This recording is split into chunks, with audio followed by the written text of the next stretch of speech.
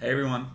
Today we're going to be talking about one of the more opinion sides of my podcast series or the YouTube series that we're going to be doing, where I share a little bit about what I think about the world. And something that has ranked number one in terms of what I like to discuss is the idea of being self made and how I believe it's a bit of a myth in today's conception. Picture you are in a forest equipped with only a knife and a set of supplies that would last you maybe 2 or 3 days. You've got shelter, you've got warmth, you've got food, but all of that is up to you to provide for yourself. In this situation, there's no society, there's no friends, there's no family, there's nothing around that can help you. It's just literally yourself and the land, your abilities, your skills, compounding or not. That is quite literally what you have to use. This is the true conception of self-made or self-sustaining. If you're alone in society and you're providing everything that you need to get from A to B to survive in the day, to continue on living, then you are truly self-sustaining, but you are also self-made, meaning that you've done this from the time that you were a baby all the way through the time that you were a healthy adult. And again, this is not easy to do, which is why I don't think it's really appropriate to be using that word self-made. But it does seem to be the way a self-made person should or would exist in a pure conception of the term. Day in and day out, we rely on seemingly invisible systems protecting us. We cross the road only to notice the cars waiting at the stoplight. We choose the comfort of our homes mostly as a safe place to return to. It's the rule of society that is invisibly working behind us to allow us to experience the world in a safe way, to have jobs to go to have taxes to pay, to have income put in a bank safely so that we can access it at any point. All of these things are working in the background, meaning the idea of self-made, I think, really does need to be reworked. And so almost every success story has inside of it countless examples of people receiving help, guidance, whatever you might call it along the way. The idea is simple. To be a success is mostly a social byproduct, again, in my opinion. So is any business or pursuit of any kind. The idea is that any person who has risen to any level of notoriety does so by gaining the approval of others. At some point along the journey, an elder, a boss, a friend, a coworker, a customer, an early fan would have had an impact on anybody's success story, no matter how small or big. But don't take my word for it. Somebody really already summed this up in a better way than I can. I'd like to quote it for you now, and that is Arnold Schwarzenegger. He is, by and large, noted as one of the biggest self-made successes in America by leaving his hometown and coming to California to be a bodybuilder. It's not something that I would discount at all. And we can talk about where I rank him as a self-made person at the end of this. But the idea is that Arnold is one of the first people think of when you have this American success story. And so one of the things I'd like to quote is his speech as a valedictorian to the class of, it was actually a Reddit AMA, excuse me. And the governor, or Arnold or Schwartzy, he says, "I am not a self-made man. Every time I give a speech at a business conference or speak to college students or do a Reddit Ask Me Anything, someone says it. Governor, Governator, Arnold, Arnie, Schwartzy, Schnitzel, depending on where he is. As a self-made man, what is his blueprint for success?" He says, "They're always shocked when I thank them for the compliment, but say, I am not a self-made man. I've got a lot of help. It is true that I grew up in Austria without plumbing. It is true that I moved to America alone with just a gym bag. And it is true that I worked as a bricklayer and invested in real estate to become a millionaire before I ever swung the sword in Conan the Barbarian. But it is not true that I am self-made. Like everyone, to get where I am, I stood on the shoulders of giants. My life was built on a foundation of parents, coaches, teachers, of kind souls who lent couches or gym back rooms where I could sleep, of mentors who shared wisdom and advice, of idols who motivated me from the pages of magazines, and as my life grew, from personal interaction. It is true that the mention of it, money, can bring about an immediate loss of awareness. There is a fear that coagulates around the idea of money, and that is fear, I would say, of survival." What I take from this is that Arnold is really here doing everything he can to be grateful for everyone in his life, and also doing a lot to make sure you don't believe that he is solely on his own. He is recognizing along the way being human, being part of society, is a big factor in his success, and that's going to be important for later. The self-made score from Forbes is another one that we look at when we talk about self-made versus non-self-made. They have an index that really helps people score someone's success based on a few set of arbitrary categories. Now, they released this in 1982. Things have changed quite a bit since then, but it is still a helpful indicator of where people are at. There are some key examples we're going to dive into as well, but to begin, let's talk about the Forbes self-made spectrum in itself. It starts from 1, completely inherited fortune with no effort to go or grow.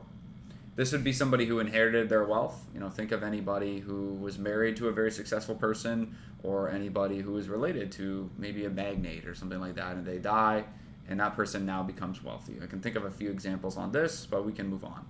2, 3, 4, and 5 are degrees of inheritance, whether you have inherited wealth and you manage it, or you actually inherit wealth and you grow it to a medium-sized business or a billion-dollar fortune. That's 1 through 5. 6, 7, and 8 are wealth built by hired professionals or massive investors, or passive investors, with limited direct involvement in creating the business.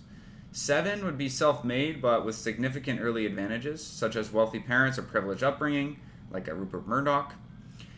8 is self-made from a middle or upper class background, and this is access to resources like good education or networks, like Mark Zuckerberg.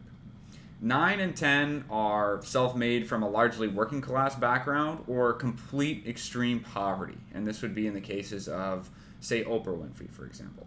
So there are extremes. There are people at the bottom of the spectrum as well, people who did not have much to bring into their success at an early age, and were truly doing everything they can and within their power to succeed. Now, those people are quite special, and this entire podcast, this opinion from myself, is not an effort to tear down anybody who has worked their butt off to get where they got today. My only point is, there is no true definition of self-made. There are only degrees and starting points that are a little further off from some of those who have privileges. But to be successful in our society, it creates a lot of tension. And some people really don't want to attribute any of that success to other folks and say, oh, well, thankfully I did this all myself. There was nothing in the way, and also nothing helping me in terms of that success level. Back to the Forbes list. We have someone on the first scale, score 1, like a Lauren Powell Jobs, for example, who inherited her wealth from Steve Jobs when he died. On score 1, or score 10, is Oprah Winfrey. That's a good example. She definitely did not have a lot to go, and when we talk about people who have had adverse starts and hurdles to overcome on their path to getting where they need to go, she probably ranks the highest in terms of stories we know about. I'm sure there are countless others and very sad ones as well. But Oprah, for me, stands as somebody who has the highest level of success attainable in society. In terms of her success, she's got it all. And she had maybe one of the toughest starting points of anybody. So, can someone truly be self-made in a society with interconnected systems, access to resources, and inherited advantages? Or rather, inherited talents, if you will? For my opinion, it's not really something that I believe in or endorse, but we can get into it as well. And the spectrum of wealth creation comes in a few different ways, right? Forbes uses that 10-point scale to classify wealth creation, ranging from a completely inherited fortune to the self-made success of Oprah Winfrey, for example. This spectrum does acknowledge that not all billionaires achieve their wealth in the same way. It does reflect varying degrees of effort, privilege, and opportunity. So the score does have that. But we can talk first about inherited versus self-made wealth. So obviously you have 1, which is an inherited fortune, no effort to grow. And then by the time you get to the 5 score, you inherit a small or medium business and you scaled it to significant wealth, right? From 10 all the way to 6, you have wealth created through investing or hired leadership, and then you have a massive creation of those resources at the 10 scale, right? The self-made, almost coming with nothing. Obstacles and background also matter. So to earn a 10, an individual must have been born into poverty or face significant personal and systemic changes. We know that's true. In the case of Oprah Winfrey, and George Soros, they both showcase how adversity can lead to extraordinary resilience and success. Even self-made billionaires often benefit from societal systems and access to resources. Mark Zuckerberg had access to elite education, mentorship, and networks that propelled Facebook's growth. I can think of another example off the top of my head too. Bill Gates had access to computers in his school, in his public school. And that allowed him to get an early look into that industry and probably come up with some ideas that kids his age really weren't thinking about. Now, that is special. We do need to give him credit for that. But those opportunities were there for him to take, and that is completely out of his control or influence, which takes away from his total self-made status. There has been a change in the idea of self-made as well.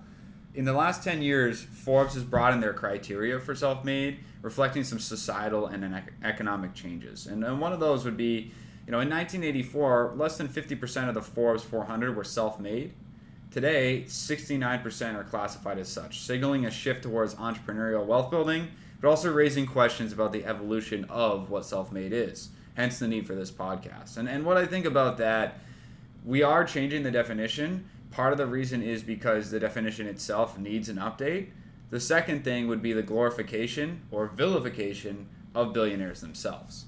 And these can be a really big thorn in your side if you're on the side of billionaires are not so great people, and it can also be a boon if you're somebody who believes in self-made statuses and being able to achieve what we call the American dream. When we talk about other topics, including self-made, whether or not you can actually attribute this to yourself, your talents, your success, or society around you, it's important to look at some good examples of this. And I know I've already talked about a couple, but we'll just dive into a few now that really help highlight what I'm trying to talk about. So the first one, obviously, we're going to dive into Oprah Winfrey. She did have some humble beginnings. She was born in 1954 in rural Mississippi to a single teenage mom. She was raised in poverty, often wearing potato sacks as dresses because of financial hardships. She grew up facing abuse and neglect, enduring sexual abuse from male relatives during her childhood, as well as throughout her childhood she was bullied. She was faced with a lot of adversity in school as well. She showed an early talent for public speaking, winning a scholarship to Tennessee State University through an oratory competition. She also studied communications and worked at a local radio station during college. By breaking into media, she became the first African-American female news anchor on Nashville's WLAC TV at the age of 19, which is pretty impressive. She moved to Baltimore in 1976 to co-anchor the evening news, but struggled in the role due to her emotional style. And this can be attributed to a few more things in her emotions, maybe prejudice, bias on the racial side, and a few other things. But she did transfer to a daytime talk show, People Are Talking, where her charisma and relatability shone. Then she finally moved to Chicago in 1984 to host AM Chicago, a struggling morning show. Within months, AM Chicago was the highest rated talk show in the city, leading to its rebranding as the Oprah Winfrey Show. From there, the rest is history, and the Oprah Winfrey Show debuted in 1986, quickly becoming the highest rated talk show in U.S. history. It ran for over 30 years, known for tackling difficult topics, connecting with audiences, and creating a platform for emotional and cultural conversations. She worked her way from local media to national fame, ultimately building her billion-dollar empire, magazines, channels, beyond just a talk show, massively cultural influence. She even helped get different presidents elected, and this was a big part of her role in society. Her success is remarkable because it did rely on a few breaks here and there, like scholarships, mentors, and societal opportunities. But by and large, you can say that Oprah's success is a lot to do with her. My only point is that it did influence and was influenced by different factors that are in place, such as society, scholarships, mentorships, and obviously having fans. All of these things are interconnected, and that's what we're looking to explore a little bit deeper, is this connectedness between somebody who is talented, somebody who is driven, and the right conditions in society to make that happen. For the second example, we're going to look at Mark Zuckerberg. Now, he has a more middle-class upbringing with access to resources like computers and elite education at Harvard. He was born in 1984, which is the year Oprah started in Chicago, in White Plains, New York, to a well-educated middle-class family. His father was a dentist and his mother was a psychiatrist, so pretty middle-class there. Grew up in Dobbs Ferry, New York, in a supportive household that encouraged learning and curiosity, which is really important. He also began programming at the age of 12, creating a messaging program called ZuckNet for his family's dental office. His father hired a private computer tutor to nurture Mark's talent and passion for coding. Then he attended the prestigious Phillips Exeter Academy, where he excelled in academics and developed software like music recommendation system called Synapse. Finally, he enrolled at Harvard in 2002, initially studying psychology and computer science. He then created several early projects at Harvard, including CourseMatch, a tool to help students choose classes, and FaceMash, a controversial Hot or Not website, which is the birthplace of Facebook. In 2004, he launched The Facebook with his dorm room co-founders Eduardo Saverin, Andrew McCullum, Dustin Moskovitz, and Chris Hughes. From there, it's a big success story. He dropped out of Harvard to focus on Facebook. He relocated to California and began attracting a significant investment, including $500,000 from PayPal co-founder Peter Thiel. He also expanded Facebook beyond colleges to the general public, growing its user base exponentially. From there, he led Facebook to a multi-billion-dollar valuation. He introduced many new innovative features such as newsfeed, like button, third-party apps, and all of this, and he finally became a billionaire. So the journey for him is creating Facebook, but benefiting from family support and Silicon Valley networks for sure. Key takeaway from Mark is, despite all of his success, he did have a leg up in his future. His parents encouraged his learning process. They gave him access to computers. They helped him get educated to be curious, of course. He needed all the talent and all the will and know-how to do all those things, and he deserves all the pats on the back for that. Just another example. Number 3, and the spark of this debate, Ms. Kylie Jenner. Born in 1997 in Los Angeles, California, into the famous Kardashian-Jenner family, she's the youngest daughter of Kris, a savvy business manager, and Caitlyn, a former Olympic gold medalist. She grew up in the public eye as part of the reality TV show Keeping Up with the Kardashians, which began airing in 2007 when Kylie was just 10 years old. Leveraging the Kardashian family brand and the Jenner family brand, she built her own personal brand. By 2015, she launched her first product, the Kylie Lip Kit, capitalizing on the popularity of her full lips and her makeup tutorials on social media. She then founded Kylie Cosmetics in 2005 with $250,000 she claimed to have earned from modeling. Initially, her lip kits sold out within minutes thanks to clever marketing and her massive Instagram following. She then expanded the brand to include a wide variety of beauty products, eventually making Kylie Cosmetics a major player in the cosmetics industry.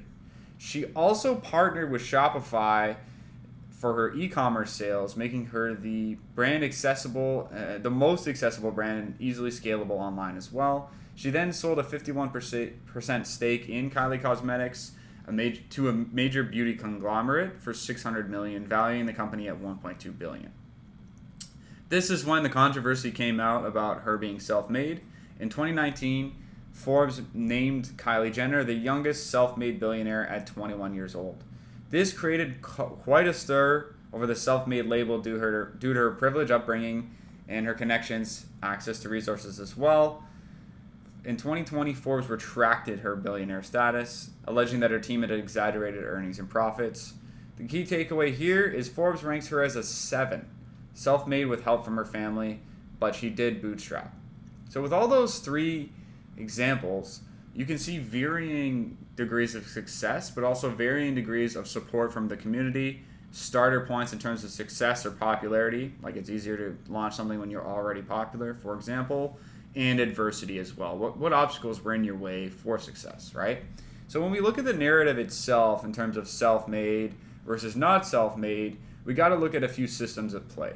Again, in my opinion, a lot of what society is doing in the background is a big factor here. The fact that there are roads, public school, infrastructure, the rule of law, allow for wealth-building, stable societies where you don't have to look over your shoulder and worry that your wealth is going to get taken, that the bank's going to get robbed, that they're going to go out of business. All of these stable factors are in play to influence a positive, happy upbringing. So even the most self-made individuals rely on legal protections and marketplaces to grow their businesses. Secondly, every journey includes pivotal people who provide opportunities, advice, and financial support. In Arnold Schwarzenegger's case, he talks about mentors and patrons who let him sleep in their gyms and helped him launch his bodybuilding career. He talks about it a lot. One of his most famous stories is when he had almost nothing, that the bodybuilding community organized a Christmas dinner for him. And that was one of the first times he had sat around the table with friends and felt this sense of community. Where would he be today without things like that? Third, we talk about the illusion from starting from nothing. Even George Soros benefited from institutional access to, say, the London School of Economics, where he went to school. That can build a lot of networking, a lot of relationships, and propel you for success later. In the future, when you have money, you have power, you have influence, all you got to do is pick up the phone and call some of the connections you've made in school, in life, some of the mentors, some of the privileged people you've crossed paths with. No one builds a business without customers, investors, or employees who build in their vision. So when you do have anything at all and you share your idea with someone and they support it, that's a great example of the illusion of self-made kind of falling apart here. We can't be truly self-made and have any help from anyone at any point for that definition to be true, in my opinion. To update the Forbes findings just a little bit, again, we talked about it earlier, but less than 50% of the Forbes 400 were self-made in 1984 versus 69% today. I think this reflects a little bit more the idea of entrepreneurships. The popularization of being a billionaire, being a business owner has really come into fruition in the last decade or so. Does the Forbes self-made list reflect more entrepreneurial opportunities, or has it expanded the self-made definition to include a wider array of people? Is this indicative of a system that is supportive of billionaires, or is it a PR-friendly narrative to paint billionaires in this good light of self-reliance and no help from anyone, a bootstrap business?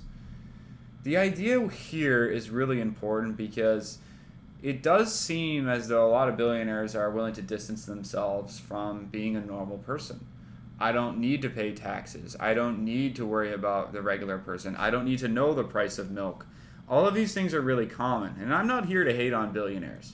The idea is simple, that they might be inclined to see things in a self-made way versus a community way because they typically also have an inflated self-ego. This is a byproduct of all that success they've had.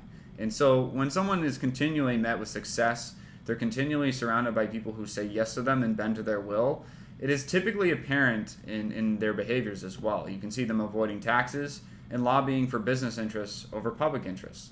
When's the last time you saw a billionaire that was out there to use all their money to improve society as opposed to lobbying Congress or other groups to support their business interests? It's very clear. And so a lot of the ideology that's supporting this goes in line with that. People like Elon Musk are quick to tell us that they're self-made. People like Kylie Jenner are quick to tell us that they're self-made. The truth is probably a little bit more murky. Now, both of those people that I just mentioned, in Musk and Jenner, are highly successful individuals. They have leveraged every advantage that they have ever had access to. They are A-plus category earners and business people. They just aren't self-made. And so that's my main point here, is that you can't really claim that when you're an heiress to one of the most famous families on earth. People are literally buying anything that family touches. And you don't get to say that you're self-made if you're building a brand when you've already been a member of a highly successful marketing company, if you want to call it, but really an entertainment club of Kardashians. They are quite literally propping up any industries that they support, and it's honestly impressive that Kylie was able to leverage this, turn this into a makeup brand, make herself a boatload of money, and show her parents that she is a real earner too. A lot of rich kids out there can just sit there and do nothing and coast and maybe go party on a yacht or fly out to Como, whatever you want to do. Kylie Jenner sought a different future for herself, and she built a business. Similarly, Musk. If you look at him, he had every reason to not want to succeed, to have a medium level of wealth and continue on. But he's been aggressively buying businesses for the last 30 years. Now, this allows him to be the CEO of 4 or 5 different companies, including Twitter, and others as well as that, like the Boring Company, Tesla, SpaceX, and formerly PayPal, right? So you have all these different companies that he helped create, co-founded, or even purchased in some cases. But this cannot be attributed completely to his self-made status. He started with a lot of money. His parents are very wealthy. He is very well educated, and he had access to every resource that any young person could want on his come up. So that's the idea, is that this self-made concept needs a little bit of working, and it's probably not the best way to categorize people who have success. Would it not be easier to encourage a system of gratitude? Encourage a billionaire to talk about all the people who helped them along the way, or conversely, all the people they stepped over or worked out of deals or made sure they would not succeed. Like, by being a billionaire, you are a highly competitive person in your industry, in any industry. How many people did you interact with along that? How many people were supporters? How many people were enemies? How many people were sidelined by your success? These are all things that are worth talking about. And so my larger point is that society allows for billionaires to exist. Society allows for humans to purchase products, and without millions of consumers, you don't have any products to sell. So this sense of I'm self-made, I did everything myself, I don't know if it truly exists. Even in Oprah's case, if we want to talk about that, she had scholarships. Scholarships are created by founders of the universities and alumni, essentially. If alumni hadn't had success along the way, she wouldn't have been able to stand on the shoulders of any academic. She would have had to pay for that all herself. And what kind of opportunities would be available for a lower income, low class person to access high levels of education? I'm sure she would have figured it out, but it's very apparent that you need a break in life. And so anybody needs a break, really. If you don't have success, you need someone to take a chance on you. And that is completely underrated for a lot of people when they talk about their success stories. And in your life, what you should be is grateful for some of the opportunities that you've had. For example, my parents paid for my education. So I can be clear and very, very honest with you when I say I'm grateful for what they did for me. It allowed me to stand on the shoulders of giants, just like a few examples here. Where I would probably rank myself on this scale, I would probably be closer to the 1 or the 2 or the 3 than, say, the 9, 10, or 11. Now, I've taught myself a few skills.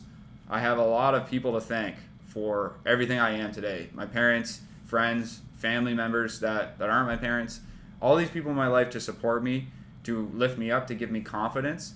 This is really where my thanks goes. And I wouldn't be anywhere without the people in my life who supported me, or conversely, didn't support me. The haters, the people who tell you the idea isn't going to work, or tell you not to do something, or tell you won't be able to do something, are very powerful too. And I guarantee you, in every success story with every billionaire, there's someone along the lines who told them that wouldn't be possible, or even worse things. And so they carry this with them, and it's kind of like a chip on their shoulder, which makes sense when billionaires go to say they're self-made, or they feel that they shouldn't pay as much taxes as everyone else because of all the wealth that they're creating. There is a lot of ego there. And so what we can encourage in our lives is a little bit more gratitude. And my advice to anyone out there who is achieving success would be to look at all the little things, all the lucks that you got over the years, all the people that did more than they should have to support you, those first customers, those first fans, those first subscribers. These things are pivotal. They're not only pivotal, it's paramount. And so when we go outside, we don't get hit by a car. We can be sure that the rule of law will be applied. All of these things are at play invisibly, contributing to what it is being human, the human experience. And so that's what I wanted to talk about today, how the idea of self-made and being self-made isn't really as applicable as the idea of community and gratitude for people who helped you out. In every story of success, in every story of failure, there are people who helped out along the way. And so this is my central thesis, is that the self-made label often ignores systemic advantages, personal relationships, and inherited support. It really needs to be understood that this complexity can inspire gratitude and humility even in success. The idea that anyone can be self-made is possible, but probably a lot more rare than anyone can imagine. So next time you hear the phrase self-made, ask yourself, what invisible support systems might be at play here? And how has that person maybe got lucky, or maybe how are they underplaying some of the factors that have led to their success outside of their control? Thanks for listening, everyone. We'll talk again soon.